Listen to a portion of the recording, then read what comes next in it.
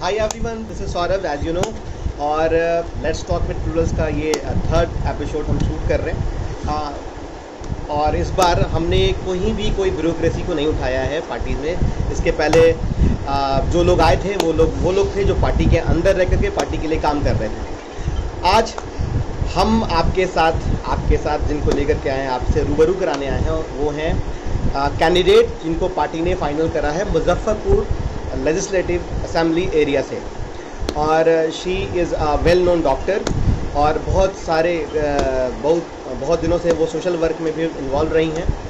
और उसके बाद इनका नाम नॉमिनेशन इन्होंने अप्लाई किया और फिर इनका नाम हमने रिकमेंड किया और फिर इनको फाइनल अप्रूवल मिला है और ये मुजफ्फरपुर से चुनाव लड़ रही हैं। तो मेरे साथ पल्लवी मैम हैं। मैम, कैसा लग रहा है? मिक्स्ड फीलिंग है। बहुत अच्छा लग रहा है कि आपको एक कैंडिडेट के लिए टिकट मिलना भी एक अचीवमेंट है अपने आप में। तो इतने सारे एग्जॉस्टिव इंटरव्यू के बाद जो पार्टी ने मुझसे लिया और उसके बाद रिकमेंडेशन आया, तो एक तरह से एक जीत अभी से महसूस हो रही है। बाकी रिस्पॉन्सिबिलिटी बहुत सारी आ गई हैं और इन जिम्मेदारियों को निभाते हुए और पार्टी की आइडियोलॉजी पे काम करना है और बहुत सारा काम करना है और पब्लिक से मिलना है, जुलना है। तो कहीं ना कहीं एक स्ट्रेस भी फील हो रहा है, लेकिन स्ट्रेस में इंसान अच्छा परफॉर्म करता है। तो I think stress is good, अब परफॉर्म करके दिखाना है।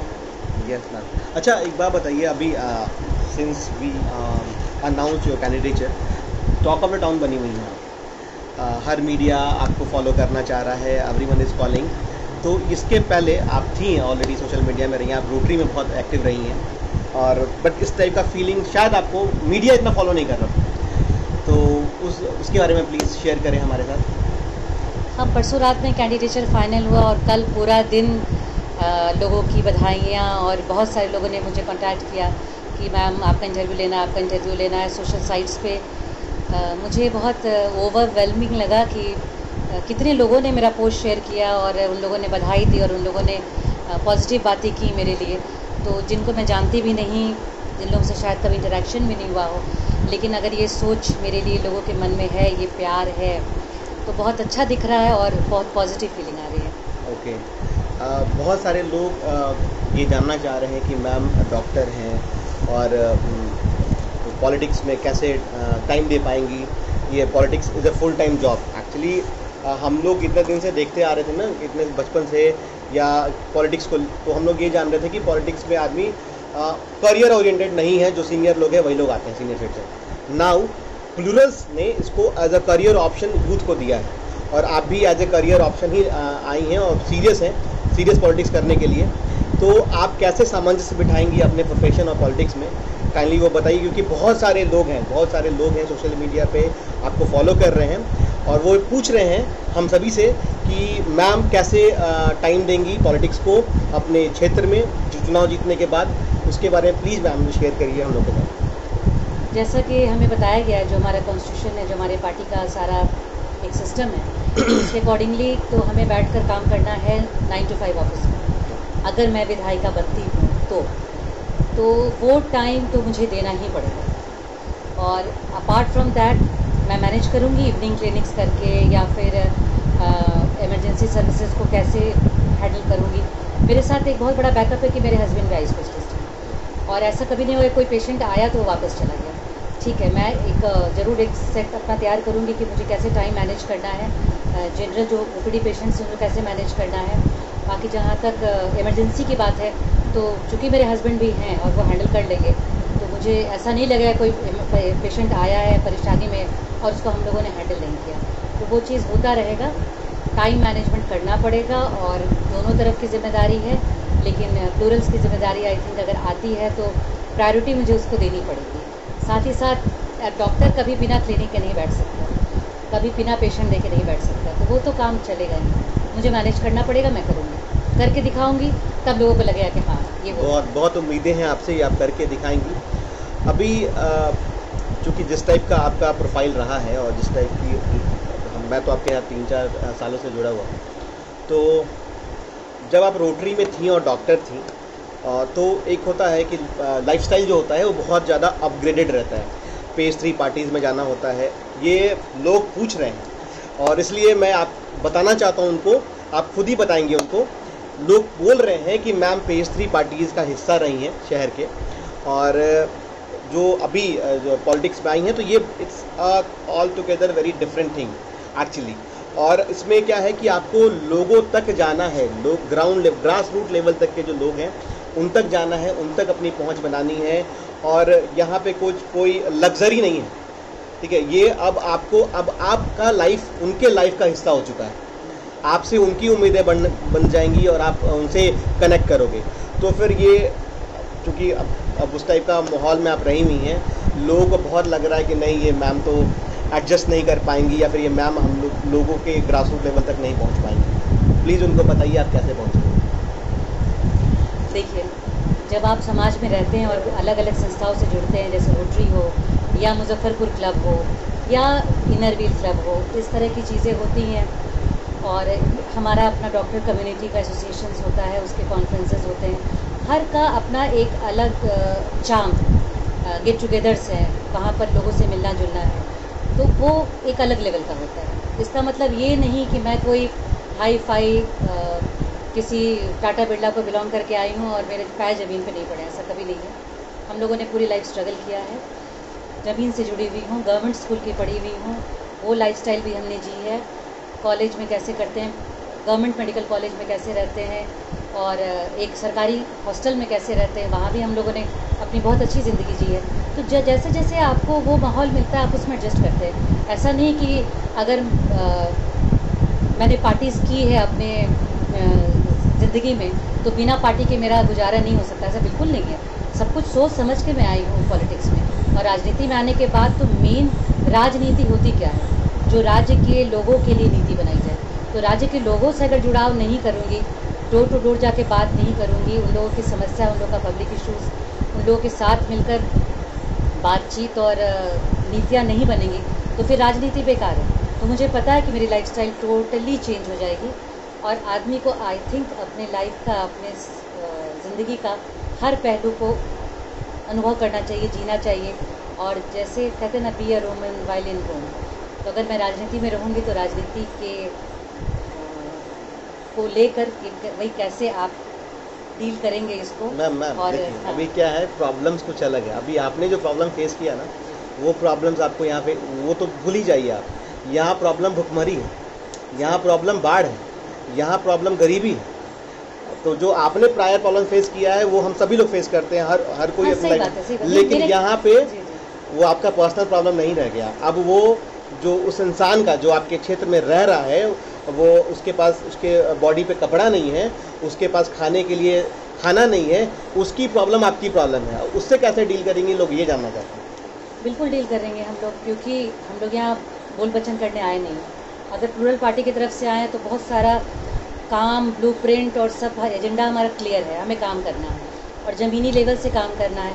और जो सबसे बड़ा हमारा एक जो यहाँ पे हम बता रहे हैं लोगों को कि हम करने क्या आए हैं, वो हम अपने जितने भी लोग जो आप बता रहे हैं जिनके ऊपर कपड़ा नहीं है, या जो दिन रात मजदूरी करके दो टाइम की रोटी जुगाड़ कर रहे हैं, या जो रिक्शा चला रहे हैं, या छोटे मोटे कारोबार कर रहे हैं, उन सब के जीवन का लेवल हमें ऊपर उठाना है और रूट लेवल से शुरू करना है।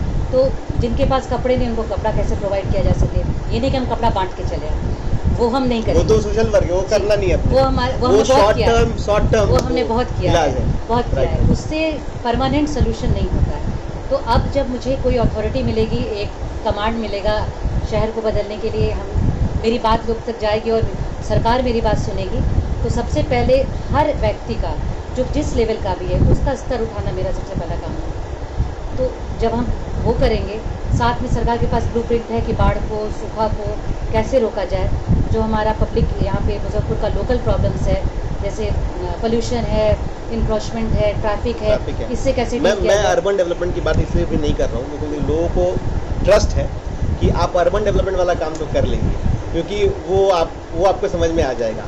लोगों को प्रॉब्लम यही है कि आप ग्राउंड लेवल वाला काम कैसे करेंगे। बिल्कुल करोगे। तो उन लोग को हमने भी समझाया है, बट वो कन्विंस नहीं हो पा रहे हैं कि मैम अर्बन डेवलपमेंट कर लेंगे, रूरल डेवलपमेंट नहीं कर पाएंगे। रूरल डेवलपमेंट कैसे नहीं कर पाएंगे? हम लोग ऐसे ऐसे जगह पे जाके हम लोगों ने कैचअप कैम्प किया है, जहाँ पे कभी कभी हम लोग को चचरी पुल से भी जाना पड़ा है, जहाँ पर झारखंड के ऐसे दुमका और मधुपुर के बहुत ही पेरिफेरल तक जा के हम लोगों ने कैंप किया है। और वहाँ पे जो आदिवासी लोग रहते थे वो लोग इतने गरीब और इतनी ख़राब व्यवस्था में रह रहे हैं कि एक आँख का ऑपरेशन कराने के बाद 1 साल का इंतज़ार करते थे कि हमारी टीम जाएगी तो दोबारा फ्री में ऑपरेशन करके आएगी। तो ऐसा नहीं है कि हम लोग बिल्कुल शहरी क्षेत्र में पले बड़े और शहर के अलावा हमें कोई ज्ञान नहीं है। हमें पता है कि कहाँ कहाँ तक पहुँचना है और बिल्कुल पैदल चल के जाना हो, नाव से जाना हो, चचरी पुल से जाना हो, एक एक इंसान तक पहुँचना हमारा मेन एम रहेगा और उनकी बात सुनना हमारा मेन एम रहेगा। और ये बात होगी, लोगों को शायद ऐसा दिख नहीं रहा है, लेकिन जब दिखेगा तो उन लोगों को समझ में आएगी कि हाँ जिन्होंने बोला वो किया। अभी आप लोग को समझ में आ रहा होगा कि मैम जो बोल रही हैं वो करेंगी और करती आई हैं। रूरल डेवलपमेंट का जो काम है वो भी करेंगी और बहुत ही डेडिकेशन के साथ करेंगी। मैम अब थोड़ा सा पीछे चलते हैं। ये तो प्लूरल्स में ये आई और फिर इनका कैंडिडेचर फाइनल हुआ और उसके बाद आपका एक विज़न है, आपका भी एक प्लान है, एक्शन प्लान है कि हम ऐसे काम करेंगे। 17 जुलाई 2020 मैंने आपको मैसेज किया था, मैम प्लूरल्स एक पार्टी है, मैंने ज्वाइन करा है, आप आ जाइए। आप कन्विंस नहीं थे मैम? बिल्कुल नहीं। ठीक है, फिर कन्विंस इसलिए नहीं थे कि मुझे पार्टी का चेहरा बन के काम करने का कोई ऐसा कभी सोचा नहीं था, इसीलिए तुम्हें मना कर दिया था कि नहीं ये सब मेरे से नहीं होता। लेकिन हाँ, ये पार्टी अच्छी लग रही थी क्योंकि मेरे हस्बैंड इसको फॉलो कर रहे थे और इसीलिए शायद फिर से अटेंड किया तुम्हें, नहीं तो उसी समय दरवाज़ा बंद हो जाता। मैं बताना चाहूँगा 17 जुलाई को मैंने मैम को मैसेज किया था कि हमारे यहाँ 15 जुलाई को नॉट आउट में प्रेस कॉन्फ्रेंस हुआ। उसकी फ़ोटो मैंने भेजी थी मैम को व्हाट्सएप पे और उन्होंने थम्स अप किया था मुझे। और उसके बाद इन्होंने बोला कि मैंने पूछा कि पार्टी मेंबरशिप ले लीजिए, तो इन्होंने बोला कि मैं अपने फैमिली में पूछती हूँ। ठीक है, उसके बाद मैंने 24 जुलाई को बोला कि what's your stand about Plurals, hi ma'am what's your stand about Plurals. मैंने रात को 9:45 में उनको मैसेज किया एंड मैंने ये भी बोला कि this will not make you feel of a political party, rather you will get the feeling of working for a society और वर्किंग फॉर अ स्टेट और वर्किंग। अभी एक्चुअली क्या है कि हमारा एक प्लान है, हमारा एक स्लोगन है, हेट पॉलिटिक्स लव बिहार। हम बात बिहार की डेवलपमेंट की करते हैं, हमें राजनीति करना ही नहीं है। और प्लूरल्स में मैम आप भी अब तो बहुत लोगों से मिल चुकी हैं पूरी टीम से, तो आपको ही पता है कोई यहाँ पॉलिटिकल बैकग्राउंड का नहीं है।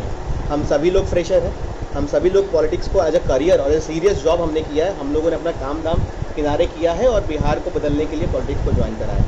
ठीक है, किसी प्रकार का और कहीं से कोई हमारे बीच में कोई न लालसा है ना कोई वो एक लालच है, वो कुछ भी नहीं है, ग्रीड भी नहीं है कुछ भी अंदर में। बस क्योंकि हम लोग जाते हैं, आप भी जाती हैं, आप तो you have been on foreign tours, तो वहाँ आप गए हो और वहाँ से आप फिर आती हैं तो थोड़ा बहुत आपको भी कचोटता होगा कि हम क्यों ऐसे नहीं हैं, हमारे यहाँ ऐसे रोड्स क्यों नहीं है, हमारे यहाँ ऐसा सीवरेज सिस्टम क्यों नहीं है, इतना वाटर लॉगिंग क्यों है। तो ये चीज़ आपको भी कचोटा होगा बहुत और उसके बाद ही मुझे लगता है कि आप आई हैं। फिर आप आई, थोड़ा सा बताइए हम सभी को आप अपनी फैमिली के बारे में, आपके फैमिली में कौन है, कैसे हैं और उनका रिएक्शन क्या था जब आप कन्विंस होकर के मेंबर बनी। मैंने आपको मेंबर बनाया और उसके बाद फिर मेंबर बनना तक तो ठीक है, लेकिन मैंने आपको बोला भी था कि हम आपको कैंडिडेट के रूप में भी देख रहे हैं। उसके बाद आपने डिस्कस किया होगा फैमिली में, तो क्या रिएक्शन था फैमिली में आपके? ये बताओ। मेरे हस्बैंड भी आई स्पेशलिस्ट हैं और हम दोनों साथ काम कर रहे हैं नयनदीप हॉस्पिटल में। मेरे फादर इन लॉ बहुत ही यहाँ के रेनाउंड आई स्पेशलिस्ट रह चुके हैं जो अभी दिल्ली शिफ्ट हो गए। तो बेसिकली अभी हम दोनों हैं, मेरे 2 बच्चे हैं, जो पहली बेटी है बड़ी है वो मेडिकल कॉलेज में पढ़ रही है और फाइनल ईयर में चली गई है, 1 साल में वो भी डॉक्टर बन जाएगी। मेरा बेटा अभी 12th कर रहा है DPS RK पुरम से और उसको लॉ करना है आगे, उसको मेडिकल लाइन में नहीं आना। मेरे पेरेंट्स डॉक्टर हैं और अभी रांची में सेटल्ड हैं। तो जब मैंने ये बात इन लोगों के बीच बताई जो मेरे क्लोजेस्ट हैं, तो सबसे पहले मेरे हस्बैंड का रिएक्शन था कि वाह, अगर तुम्हें मौका मिलता है कि तुम शहर के लिए या बिहार के लिए कुछ कर सको तो तुम ज़रूर करो। क्योंकि मेरे हस्बैंड बहुत ज़्यादा त्रस्त रहते हैं यहाँ की जो परेशानियाँ हैं उसको देखकर। थ्रू आउट वो बाहर पढ़े और बाहर से आए सेटल करने के लिए मुजफ्फरपुर में, और किया भी और अब नाम भी बहुत अच्छा कर लिया उन्होंने। लेकिन जो परेशानी, बुनियादी सुविधाओं का अभाव, रोड, गंदगी, कचरा, जल जमाव, तो वो थोड़ा सा त्रस्त रहते हैं और कहते थे कि भाई ये सब कब ठीक होगा। हम लोग इतना कुछ डेवलप कर चुके हैं, मेडिकली इतना डेवलप हो गया हर जगह से, इंफ्रास्ट्रक्चर क्यों नहीं सुधर रहा है यहाँ का। तो हम लोग ये चीज़ें डिस्कशन करते थे। तो उनका पहला रिएक्शन था कि तुम ज़रूर ज्वाइन करो, क्योंकि हम लोग जान रहे हैं कि कहाँ पे क्या क्या कमी है और हम लोग शायद उसको कर पाएँ। हम लोग एक टिपिकल पॉलिटिक्स में आकर जो चला आ रहा है उसको चलने दो, किसी तरह नोट और वोट बटोरो, ये सिस्टम तो हमारा नहीं रहेगा। तो ये सोच भी नहीं है हमारी। तो उन्होंने बोला कि तुम अगर कर सकती हो तो ज़रूर करो, क्योंकि बस हम बैठकर मंत्रणा करते रहें और परेशानियों को एक दूसरे के साथ शेयर करते रहे और परेशान होते रहे, उससे परेशानी सॉल्व होने वाली तो है नहीं। शायद तुम कुछ कर सको। तो ही वॉज़ वेरी सपोर्टिव। उसके बाद मेरे पापा भी बहुत सपोर्टिव, कि मेरे पापा बहुत सोशल रहे हैं। तो उन्होंने कहा कि बेटा है तो डिफ़िकल्ट, लेकिन अगर तुम्हें लगता है कि तुम कर सकती हो, चूँकि वो मुझे ऑब्ज़र्व करते थे कि मैं काफ़ी सोशल एक्टिविटीज़ करती रहती हूँ, तो उनको कहीं ना कहीं लगता था कि इसमें एक लीडरशिप क्वालिटी है या ये जुड़ी हुई है वहाँ से, तो ये कर पाएगी। उन्हें पता है कि मैंने क्या क्या स्ट्रगल किया लाइफ में और किस तरह की कैपेसिटी मेरी है। लोगों को लगता होगा शायद हाई फाई हूँ, बट ऐसा बिल्कुल नहीं है। ऐसा मैक्सिमम लोग को लगता है, गलत लगता है, ये गलत लगता है। मैं बता रहा हूँ, मैं सबको पता है कि मैं आपको पहले से जानता हूँ, तो वो लोग मुझे भी ये बात बोलते हैं गवर्नमेंट स्कूल की पढ़ाई हिंदी मीडियम, उसके बाद MDDM कॉलेज से +2 करना, उसके बाद 3 साल की भरपूर मेहनत, कोचिंग, डिस्टेंट लर्निंग के बाद मेरा मेडिकल में होना, फिर वहाँ से निकल के पोस्ट ग्रेजुएशन भी अपने बल पे करना, और उसके बाद अभी प्रैक्टिस करते हुए 15 साल लगभग हो गया और अभी भी आई एम स्ट्रगलिंग। मैं अभी भी बहुत सारे ऐसा काम कर रही हूँ जो कि चैरिटेबल संस्थान से जुड़ी हुई हूँ, जहाँ मेरे चेंबर में AC नहीं लगा हुआ है, जहाँ मेरे चेंबर में कभी लाइट भी चली जाती है, पंखा भी नहीं होता है, वहाँ भी 20, 25, 30 पेशेंट को देखना फ्री जाकर।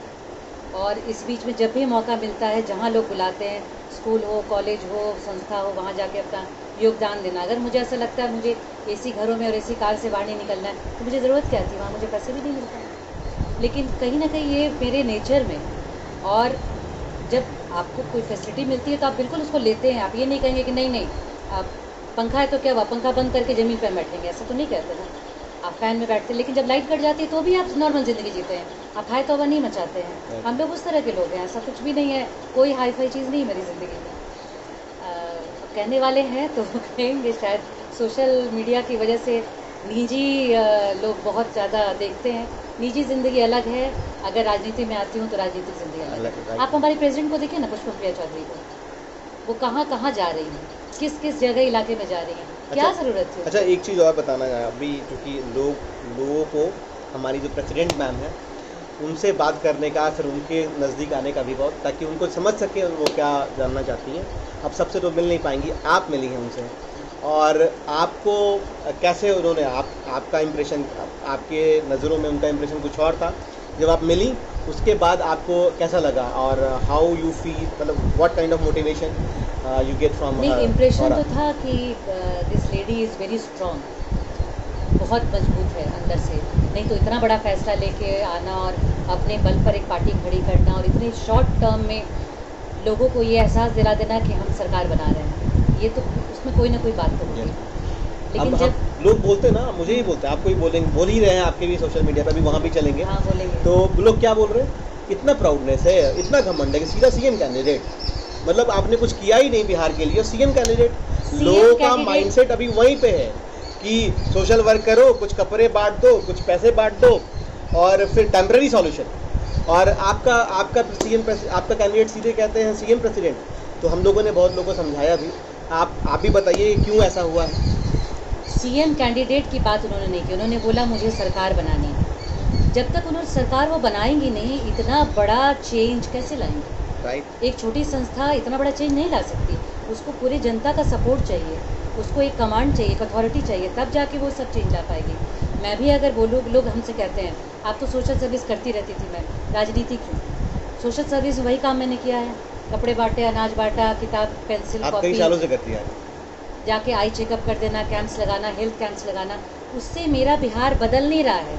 मैं एक टेम्पररी सुविधा या एक टेम्पररी फ़ायदा उनको दे के आ रही हूँ। लेकिन जब मुझे पूरा माहौल और पूरे सिस्टम को बदल के अपने बिहार को एक इंडिया के मैप पर अपलिफ्ट करना होगा तो उसके लिए मुझे सरकार में आना पड़ेगा, और इसीलिए मैं सरकार में आने की मैं कोशिश कर रही हूँ, और इसीलिए मैंने एक्सेप्ट किया कि चलो मैं एमएलए की कैंडिडेट बनूंगी, क्योंकि मुझे लगा कि शायद ये ज़रूरत है।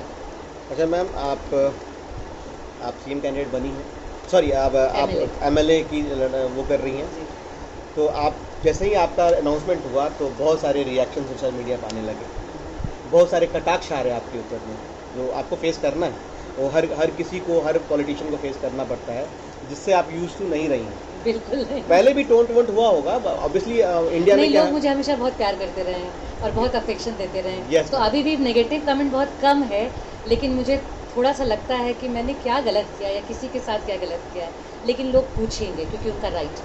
और अब मैं यूज टू हो रही हूँ, कहीं जहाँ जवाब देने की ज़रूरत होती है वहाँ देती हूँ, जहाँ लगता है कि कोई फ़ायदा नहीं है इस बात को छेड़ने से क्योंकि समय बताएगा, वहाँ मैं चुप हो जाती हूँ, क्योंकि बाकी लोग खुद जवाब देने लगते हैं। तो इतना ओवरवेलमिंग लगता है कि मेरे पीछे इतने लोग हैं जो मेरी सोच समझ रहे हैं, मेरी पार्टी की सोच समझ रहे हैं, तो ये बात तो आएगी और होगा ऐसा। अब ऐसा है कि मैम का सोशल मीडिया पे बहुत सारे कमेंट्स आते हैं, मैं कुछ कमेंट्स पे आपका रिएक्शन जानना चाहूँगा। बहुत तीक्ष्ण कमेंट्स हैं और लोग ये बोलते हैं कि प्लुरल्स के लोग जो हैं ना, हम लोग वन वे कम्युनिकेशन में बिलीव रखते हैं, तो हमने हमेशा जाके रिप्लाई किया है, बट हम रिप्लाई एक आप खुद वहाँ आपके पास पहुँच के करते हैं। एक भाई साहब हैं, उन्होंने आपकी फ़ोटो पे, जब आपका हमने फ़ोटो डाला तो उन्होंने लिखा कि भाई साहब जमानत जब्त हो जाएगी मैडम की। तो इन भाई साहब को हमने रिप्लाई भी किया था कि आप चिंता मत कीजिए। तो इसके बारे में आपका क्या रिएक्शन है, ज़रा बताएंगे। अगर डर के हार से हम कोशिश ना करें तो ये तो मुश्किल है, ऐसा बहुत लोग बोलेंगे, क्योंकि शायद लोगों को ऐसा कभी लगा ही नहीं है कि कोई लेडी आ जाए, और वो भी एक यंग और आधुनिक सोच वाली लेडी जो बिहार में आकर चुनाव जीत जाएगी, या वो अपने ऐसे प्रतिनिधि को खड़ा करेगी जो कि बिल्कुल अलग एक डॉक्टर सोसाइटी से, या कोई एक भी ऐसे कहता है डॉक्टर आज तक जीता है। yes, ये भी कमेंट्स आता है, डॉक्टर कहाँ से जीतेगा? ये भी है, ऐसा नहीं है। हमारे बीच बहुत लोग हैं जो राजनीति में हैं और अच्छा कर रहे हैं, केवल ये सोचने की सोच बदलने की ज़रूरत है, क्योंकि जो डॉक्टर है वो तो डेली पब्लिक डीलिंग ही कर रहा है। मैं तो रोज़ 10-100 लोगों को देखती हूँ और 100 के 2-3 अटेंडेंट साथ, तो समझ लो कि 200-300 का इंटरेक्शन।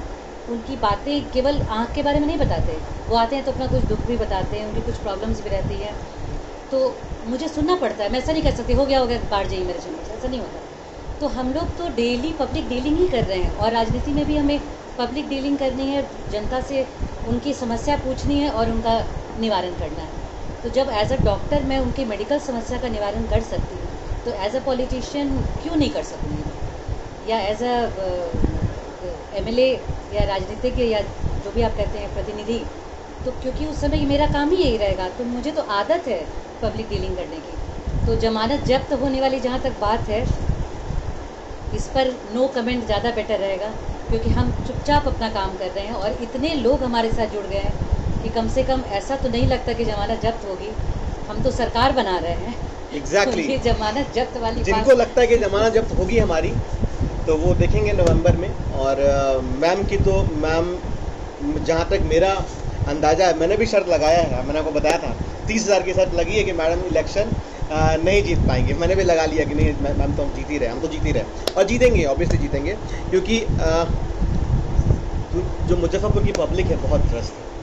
हम मैम का घर मुजफ्फरपुर के वन ऑफ द पॉश इलाके में है, और इनके घर का हाल यही बताइए कितना पानी लगता है आपके?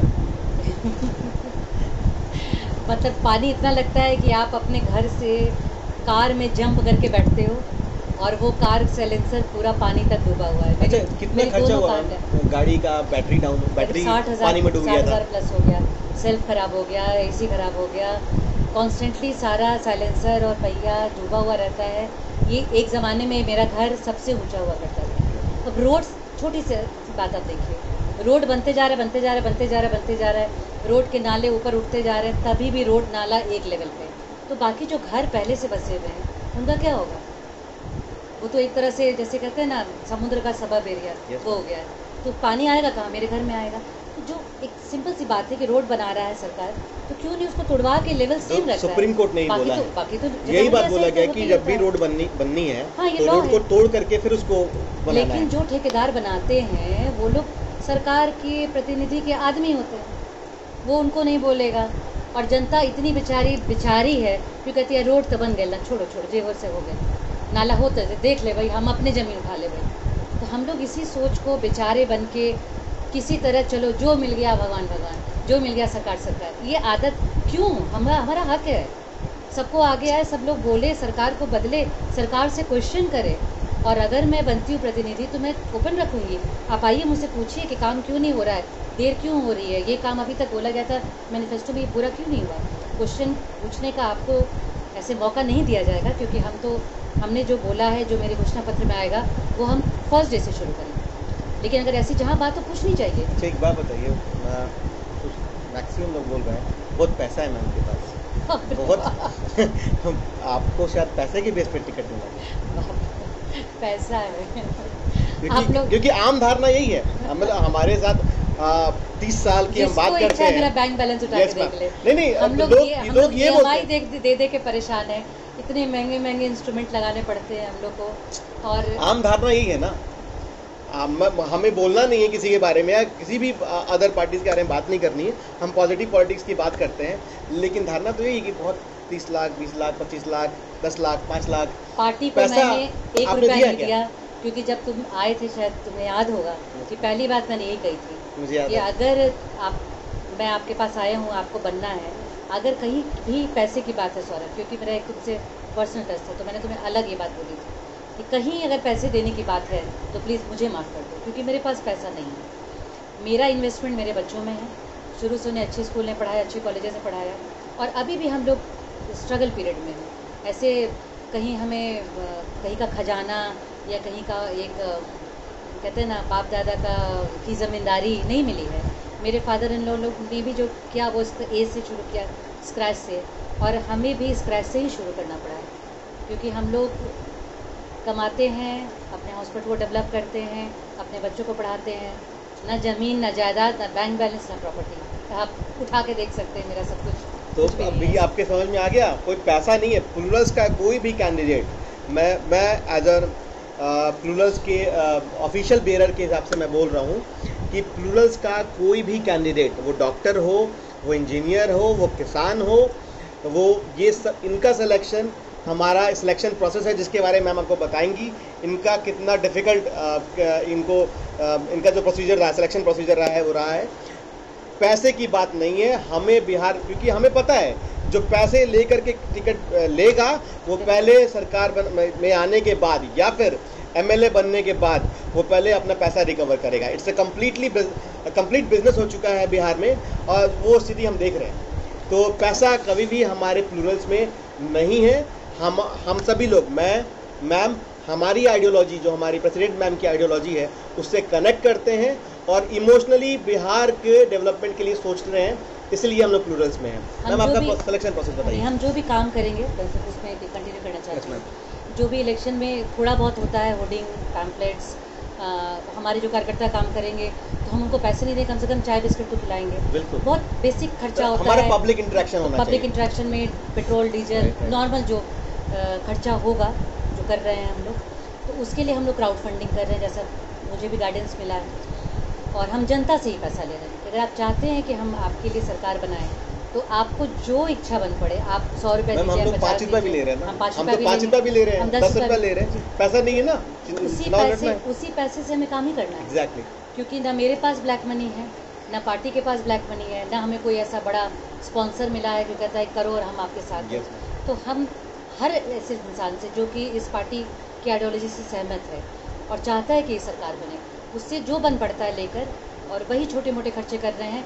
कोई लाविश कुछ नहीं करना है, डोर टू डोर जाके मुझे पब्लिक से जुड़ना है। ये हमारी एक्चुअली में, क्योंकि हमारी जो प्रेसिडेंट मैम ने बोला है कि हम पुराने ज़माने की, पुराने सत्ताई में जो पॉलिटिक्स होती थी में, जिसमें जनसंपर्क होता था, पब्लिक इंटरेक्शन होता था, उस पर बिलीव करते हैं और वही करेंगे। With the help of technology, जो नई टेक्नोलॉजी है, आईटी है, उसके हिसाब से उसका यूज करके पहले यही होता ही था। Yes ma'am. लोग सड़क पे निकलते थे, लोगों से मिलते थे, बिल्कुल सादा जीवन था। आजकल एक नेता निकलेगा तो उसके पीछे 100 मोटरसाइकिल की गाड़ियाँ निकलेंगी। यस मैम, रैली मोटरसाइकिल की रैली। Yes yes yes. कि मेरे पास इतना ताकत है। उन लोगों का खाना पीना खर्चा, डीजल पेट्रोल, उन लोगों को 4 दिन अपने साथ घुमा रहे हैं, खिला रहे हैं, पिला रहे हैं, हर कुछ कर रहे हैं। तो वो पैसा कहाँ से आ रहा है? ऑफ कोर्स वो पैसा कहाँ से आ रहा है सब जान रहे हैं। और अगर वो खर्च हो रहा है तो उसका डबल निकालना है हमें। ये इंटेंशन के साथ अगर कोई सरकार आएगी तो वहाँ डेवलपमेंट नहीं होगा, वहाँ केवल जनता से लूट खसूट ही होगा। तो हमारे ये बिल्कुल है ही नहीं।